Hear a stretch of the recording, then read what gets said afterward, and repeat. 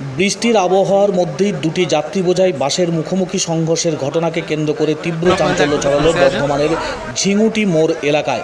আজ বর্ধমানে এসেছিলেন মুখ্যমন্ত্রী মমতা বন্দ্যোপাধ্যায়।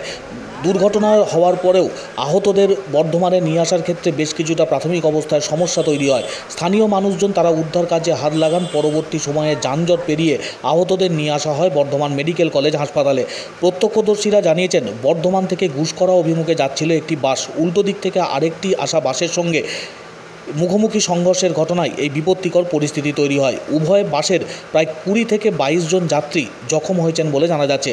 আহতদের উদ্ধার করে নিয়ে আসা হয়েছে বর্ধমান মেডিকেল কলেজ হাসপাতালে। পরবর্তী সময়ে পুলিশ যায় ঘটনাস্থলে। দুর্ঘটনাগ্রস্ত অবস্থায় থাকা বাস দুটিকে উদ্ধার করে যানবাহন চলাচল ধীরে ধীরে যেমন স্বাভাবিক করা হয়, আহতদের উদ্ধার করে নিয়ে আসা হয়েছে বর্ধমান হাসপাতালে। একটি বাসের চালক বাসের মধ্যেই দীর্ঘক্ষণ আটকে ছিলেন। পরবর্তী সময়ে তাকে উদ্ধার করা হয়েছে।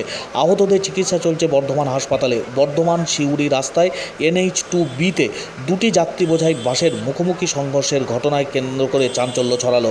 আহত হয়েছেন দুটি বাসের প্রায় 20 থেকে 22 জন যাত্রী বলে প্রত্যক্ষদর্শীরা জানিয়েছেন। ঝিঙুটি মোড় এলাকায় দুটি বাসের মুখোমুখি সংঘর্ষের ঘটনা। বর্ধমান ঝিঙুটি মোড়ে এরকমভাবে যাচ্ছে, তাই অ্যাক্সিডেন্ট। মানুষের ড্রাইভার